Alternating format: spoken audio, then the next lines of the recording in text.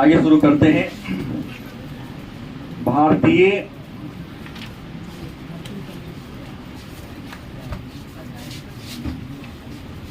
Banking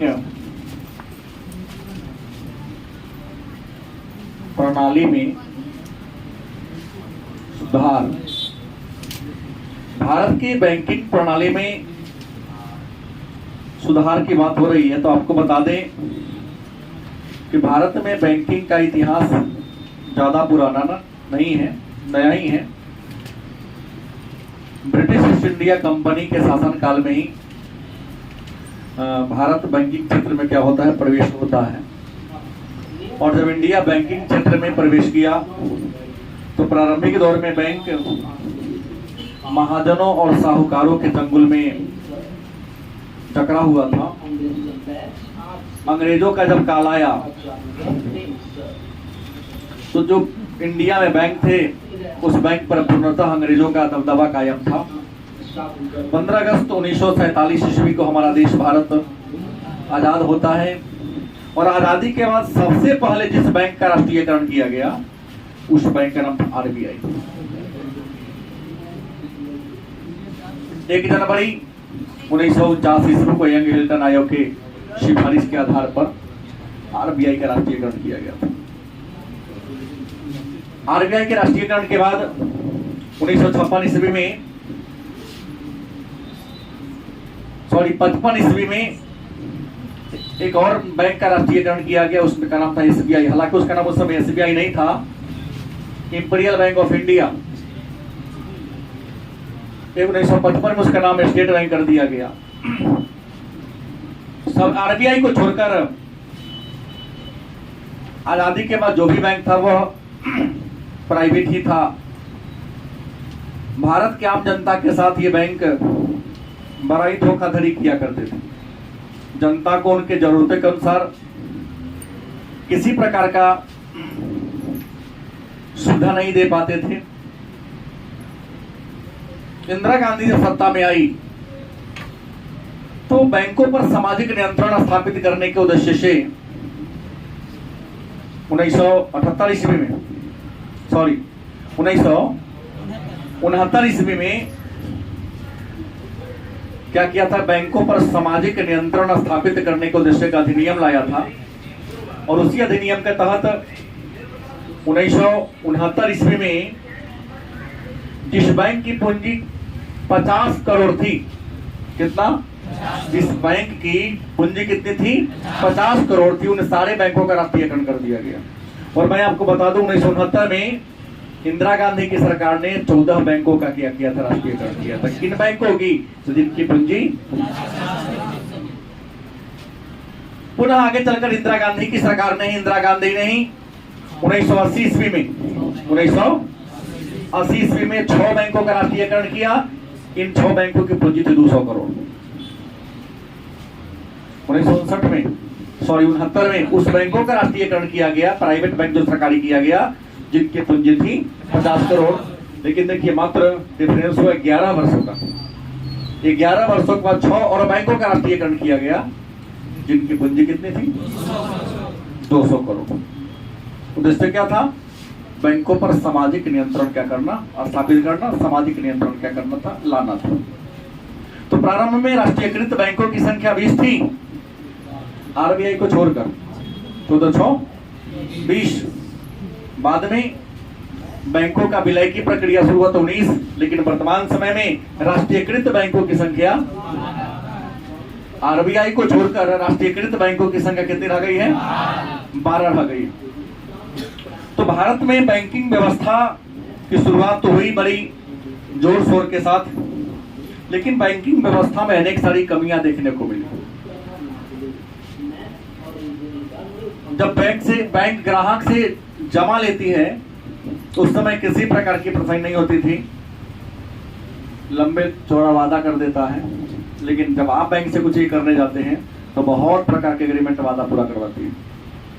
जो शर्त दिया उस शर्त को हमको नहीं लगता एक शर्त बैंक पूरा करती है कि आपका 2 मिनट विड्रॉल कर देंगे, ये कर देंगे, वो कर देंगे, कुछ नहीं करती है। नहीं, कई बार धोखाधड़ी ब्याज भी हो जाता है। आपके अकाउंट से बैलेंस कट जाता है, भाई आपकी समस्या है ना, काहे कट, आपने इतना कमजोर सिक्योरिटी क्यों रखा है? हम आपके पास दिए हैं तो आपके ताला कमजोर क्यों रखे हो कि ताला को कोई अलग गैरेज तोड़ ले रहा है? इस प्रकार की मामला बढ़ने लगी तो वह कि नहीं, बैंकिंग जनता है तो बैंक है, बैंक है तो जनता नहीं है, ये भ्रम में न रहे। हम है तो बैंक है नहीं, हमारी पूंजी रखी है तब ना बैंक चल रहा है। अगर सारा देश की जनता बैंक से अपनी पूंजी क्या कर ले, 1 घंटा नहीं लगेगा बैंक को फेल होने में। लेकिन इतना बैंक जानते हुए भी कि हमारे पैसा से ही बैंक चल रहा है, उसके कर्मचारी के स्टाफ का पेमेंट हो रहा है, लेकिन फिर भी आम जनता के साथ बैंक धोखाधड़ी करने से एक कसर भी नहीं चुकती है, धोखाधड़ी कर ही देती है। तो इसी गतिविधि पर नियंत्रण लाने के लिए आरबीआई ने क्या किया था कि नहीं, बैंकिंग प्रणाली में सुधार होनी चाहिए। जब तक सुधार नहीं होगा जनता का काम बड़ी आसानी से क्या हो पाएगा, नहीं हो पाएगा। तो बैंकिंग क्षेत्र में सुधार करने के लिए समिति के गठन की बात की गई कि बैंकिंग क्षेत्र में सुधार करना है तो क्या बनाना पड़ेगा, कमेटी बनाना पड़ेगा, और वही कमेटी तय करेगी कि बैंकिंग क्षेत्र में सुधार क्या किया जाए। तो अभी तक भारत में बैंकिंग क्षेत्र में सुधार करने के लिए 4 बार समिति बना है। कितनी बार? 4 समिति पर बना हुआ है। सबसे पहले जो समिति आई थी उसका नाम था गोईपोरिया समिति। कौन आया था? गोईपोरिया समिति 1990 में आया था। उसके बाद आया था नरसिम्हम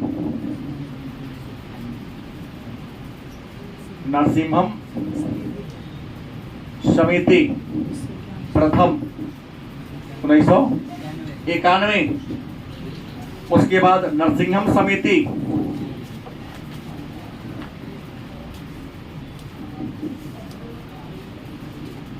द्वितीय 1998। अंत में आया कौन? वर्मा समिति 1900।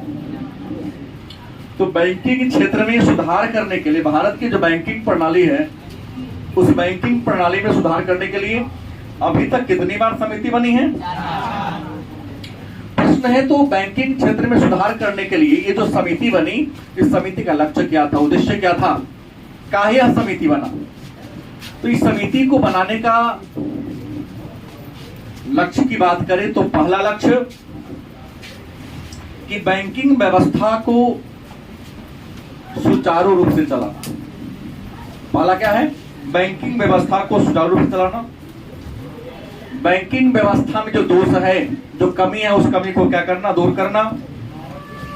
और बैंकिंग व्यवस्था में क्या लाना? पारदर्शिता। मतलब बैंकिंग व्यवस्था को सुचारू रूप से चलाने के लिए, बैंकिंग व्यवस्था में पारदर्शिता लाने के लिए, मतलब बैंकिंग व्यवस्था में तमाम जितनी भी कठिनाइयां थी, चाहे वह कठिनाई ग्राहक के साथ हो या बैंक के अपने साथ हो, उन सारी कठिनाइयों को दूर करने के उद्देश्य से ही बैंकिंग व्यवस्था में सुधार की बात की गई। इसमें पहला समिति आया था कौन?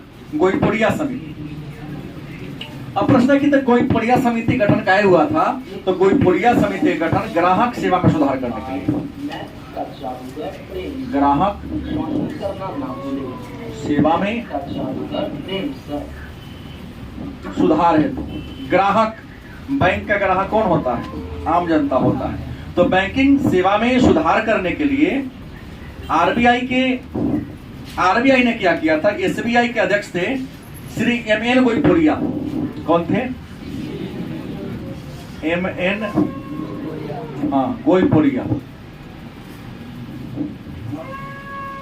एसबीआई के क्या थे? अध्यक्ष रह चुके थे। उन्हीं के नेतृत्व में 1990 ईस्वी में एक समिति बनाया था। इस समिति ने रिपोर्ट कब दिया? 1991 ईस्वी में रिपोर्ट दिया, और अपने रिपोर्ट में कहा, पहला रिपोर्ट में कहा कि नगद कार्य को छोड़कर अन्य काम के लिए बैंकिंग के कार्य अवधि को विस्तार किया जाए। जैसे पहले बैंक 10 बजे से लेकर 2:30 बजे तक की पेमेंट देती थी, नहीं, आप कहीं थोड़ा इक्विपमेंट लेट गए तो आपको पेमेंट क्या होगा, नहीं मिलेगा। तो सीधा कहा कि इसने कहा कि ग्राहक पैसा रखे अपने लाभ के लिए, थोड़ा देर लेट पहुंचता है तब क्या करते हैं, लौटा देते हैं। इससे बैंक पर से लोगों का फिर विश्वास क्या होगा, हटेगा। और हटेगा तो क्या पैसा आपके पास रखेगा, ना रखेगा तो आपका चलेगा धंधा, नहीं चलेगा।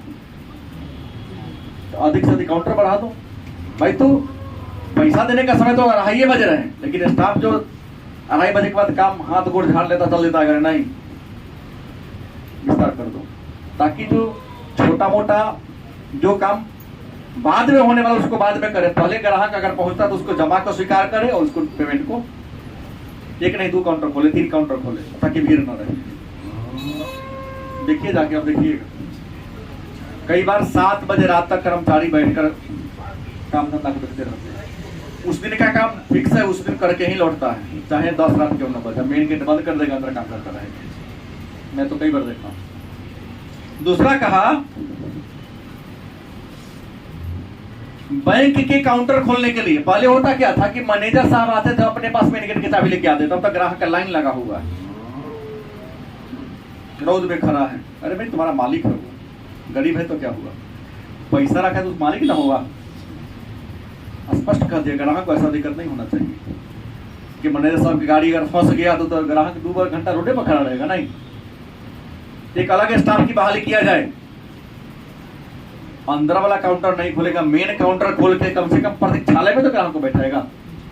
तो बैंक के मेन गेट खोलने के लिए अंदर के जो कैंपस है, बैंक का रूम है, उस सबको साफ सुथरा करने के लिए स्टाफ को बहाली करो, जो आके खोल देगा। चपरासी क्या करेगा, साफ करेगा। तब पहले क्या होता था, मैनेजर साहब आएंगे, गेट खोलेंगे, अब रूम की साफ सफाई होगा तो क्या पूजा पाठ होगा, क्योंकि लक्ष्मी का जगह है। पहले ग्राहक बेचारा मुंह तक रहा, किसी का अस्पताल में भर दो तो पड़ गया पैसा के बिना। डॉक्टर और डाकू में कोई अंतर नहीं है, क्योंकि बिना पैसा लिए सुई नहीं रोकता है वो। जबकि वो जानता है गरीब किसी का बुराता नहीं है, और अमीर जेन्युइन पैसा में सभी छुड़वा लेता है, क्योंकि उसके यहाँ काम मुंह नहीं खुलेगा, उसकी पहुंच आगे तक है। गलत बोला हूं? नहीं, एकदम सही बात यही है। गरीब रखता किसी का तो गरीब को तो छोड़ता भी नहीं है। मैंने अनुभव कैसे बोल दिया, बाकी हो सकता है कि बात गलत हो, ऐसा मैं नहीं जानता हूं, लेकिन हमने ऐसा देखा है अपने लाइफ में। तो बैंक काउंटर को खोलने के लिए अलग स्टाफ बहाल किया जाए। दूसरा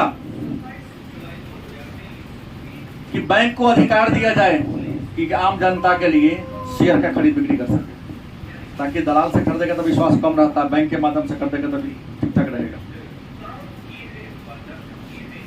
बैंक दर को अधिक सक्रिय बनाया जाए, ताकि जनता क्लियर होकर कि हम इतना पैसा जितना हमको ब्याज मिलेगा। पूंजी तरलता अनुपात पर्याप्त किया जाए। कई बार पहले बैंक में जाता तो मैं देखा हूं, सीतामढ़ी में सेंट्रल कोऑपरेटिव बैंक था, गुदरी बाजार के सामने लोग लाइन लगा हुआ है पैसा के लिए।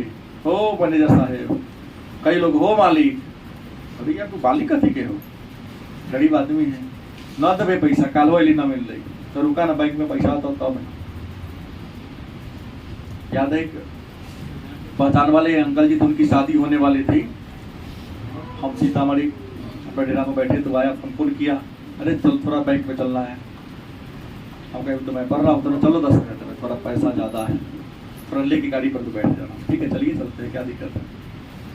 इसमें आए तो मैनेजर साहब गेट पर एकदम चेहरा उनका सूखा हुआ था। क्या तो ग्राहक लोग परेशान किए हुए, पैसा ही नहीं है, शहर की बात बोल रहा हूँ। क्यों आए हैं सर, पैसा तब कुछ नहीं, बल्ली गेट खुलाया, ठंडा उंडा मिठाई मंगाया। हमको याद है पहली बार बैंक का पैसा खाया, ठंडा मंगाया, मिठाई मंगाया, नाश्ता कराया, और स्टाफ का के सर आप बैठे, हम गिन लेंगे पैसा। पूरा पैसा गिन लिया, जितना ग्राहक था सबको पैसा उस समय दनादन दिया, इनके खाता में चला दिया। ताकि आप लोग जैसा आदमी आ गए तो इज्जत मेरा भूल जाता है। तो बैंक का कि नहीं, पर्याप्त तरलता रखो, पैसा रखो कैश, कि ग्राहक तुम्हारा किस समय पहुंच जाए कौन जानता है।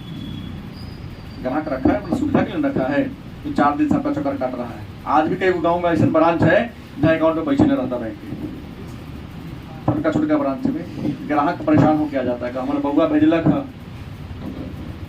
दवाई क्या करना है, और छोटका ब्रांच कहता है क्या कर पैसे नहीं। क्या कि नहीं, पर्याप्त रखो ताकि लोगों को दिक्कत ना हो। और यहां कहा कि नहीं, एक बैंकिंग लोकपाल की बहाली करो। क्या करो? बैंकिंग लोकपाल की। बैंकिंग व्यवस्था में गड़बड़ी हो रही है तो लोकपाल देखता रहे कि स्टाफ के साथ, स्टाफ किसी ग्राहक के साथ गड़बड़ी तो नहीं कर रहा है ना। और भारत में बैंकिंग लोकपाल की स्थापना 1995 ईस्वी को किया गया था। बैंकिंग लोकपाल मतलब ग्राहक सेवा प्रहरी, कि ग्राहक आया है तो उसके साथ बदतमीजी तो नहीं कर रहे हैं। तो बैंक में घुस जाकर तेज बोलिएगा ना तो पुलिस को कर देंगे।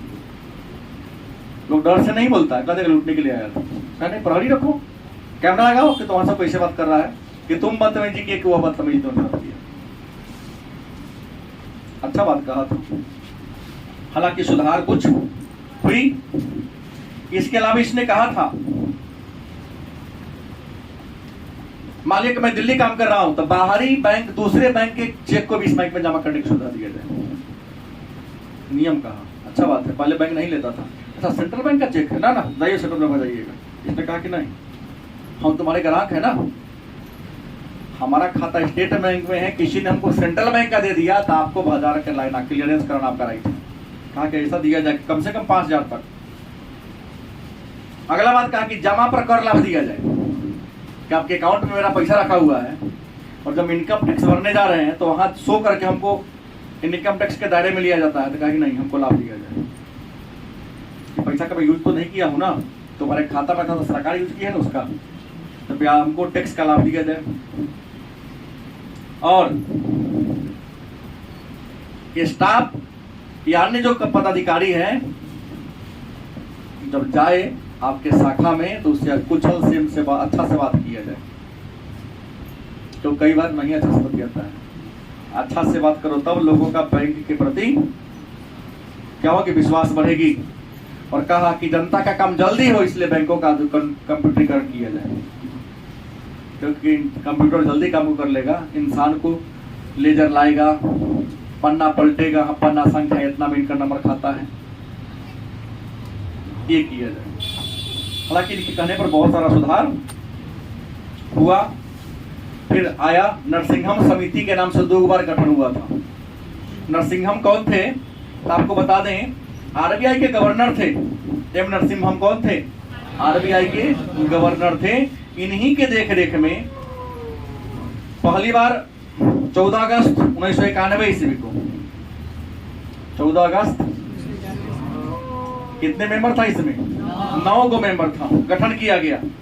और 20 नवंबर 1991 को क्या दिया था? अपना रिपोर्ट दे दिया। इस समय भारत के वित्त मंत्री कौन थे? मनमोहन सिंह। और प्रधानमंत्री कौन थे? नरसिंह राव। इस समय भारत में उदारीकरण निजीकरण का दौर चल रहा था। इसी उदारीकरण और निजीकरण के दौर में बैंक में क्या क्या सुधार होने की जरूरत है, यही बात कहा था। तो इस समिति ने अपने रिपोर्ट में पहली बात कहा कि अपने देश में मात्र बैंक 4 लेवल का होना चाहिए। कुछ 2-4 अंतरराष्ट्रीय बैंक हो, कुछ राष्ट्रीय बैंक हो, कुछ क्षेत्रीय बैंक हो छोटा, और कुछ ग्रामीण बैंक हो। दूसरा बात कहा कि शाखा को लाइसेंस लेने की प्रणाली खत्म कर, शाखा लाइसेंस प्रणाली, क्योंकि ब्रांच खोलना है तो लाइसेंस लेना पड़ेगा, नहीं खत्म कर दो। बिना लाइसेंस के शाखा खोलने की अनुमति दी जाए, क्योंकि ब्रांच बैंकों का जितना ज्यादा शाखा खुलेगा, गांव-गांव तक अगर शाखा खुलेगा तो लोगों को पैसा रखने के लिए शहर में आना नहीं पड़ेगा। लोग आसानी से बैंक से क्या होंगे, जुड़ेंगे। आज भी बहुत ऐसे लोग हैं जिनका बैंक में अकाउंट नहीं है। वजह मालूम है? वो सोचता है कि बैंक में खाता खुलवाने जाएंगे तो 4 दिन दौड़ाएगा हमको, तो 4 दिन दौड़ाएगा तो 4 दिन का मजदूरी क्या हो गया, खत्म हो गया। और 4 दिन मजदूरी खत्म हुआ तो 1600 रुपया मेरा क्या हुआ, गया। क्यों खाता खुलवाए? इसने कहा नरसिंहम समिति ने शाखा में प्रणाली स्थापित करने के लिए लाइसेंस लेने की परंपरा को क्या कर दिया जाए। हुआ है ना, हर गांव-गांव में खुल रहा है ना। कौन सी खुल रहा है? ग्राहक सेवा केंद्र, CSP जिसको कहते हैं। ताकि तुम्हारे गांव में रहेगा, बिछोरा पर साग सोचा हो हमारा खाता खोलेंगे। अब खाता खोलने का घरे पहुंच जाता है।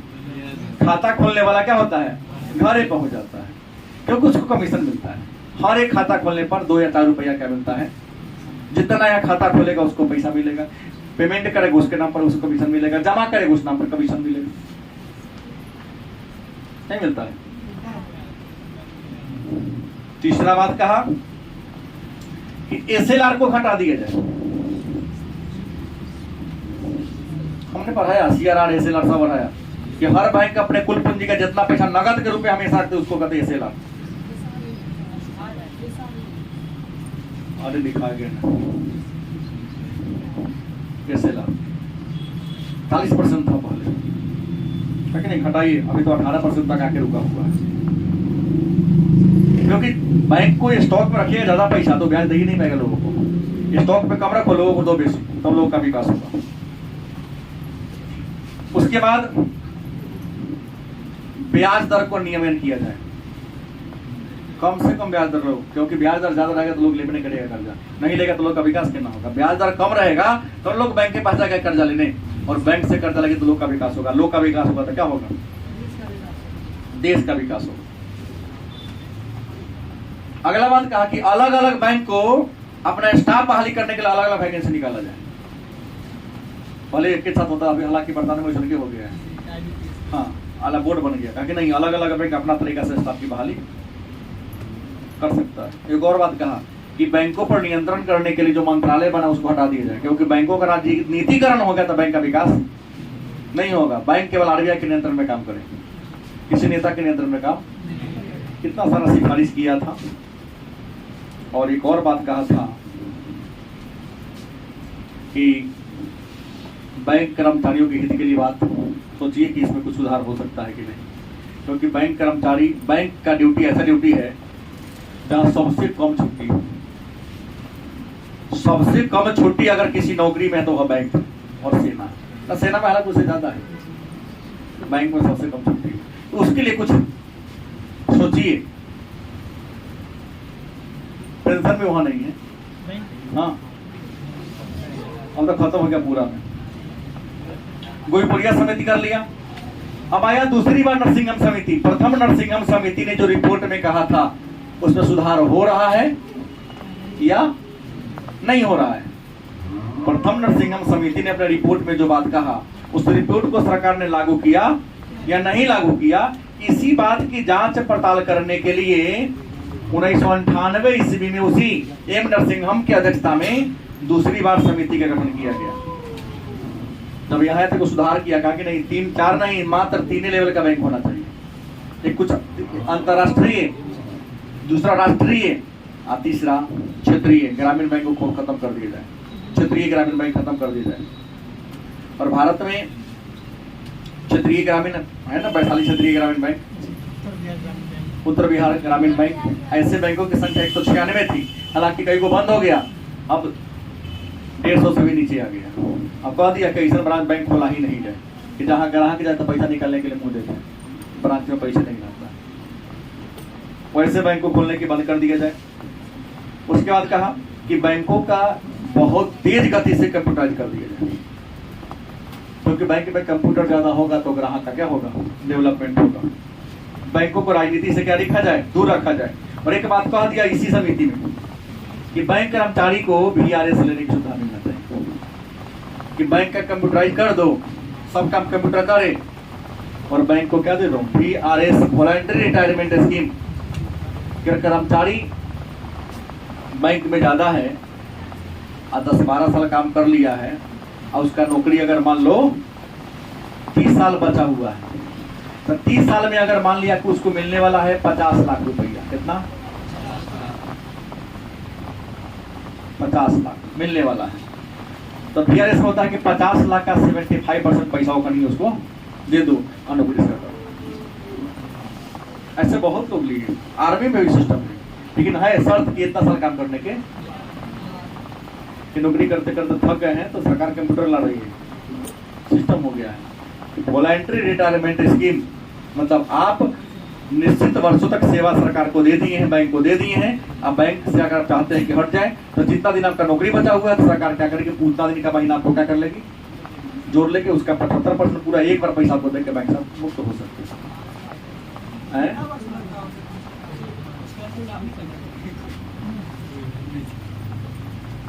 10 साल ड्यूटी कर लिए हैं तो बिना ब्याज लिए बिहार को हटा देगा, ऐसा सिस्टम नहीं निश्चित तौर पर। अंत में आया था कौन समिति? वर्मा समिति आया था कि कमजोर बैंक, कौन बैंक? कमजोर बैंक के क्या करने के लिए?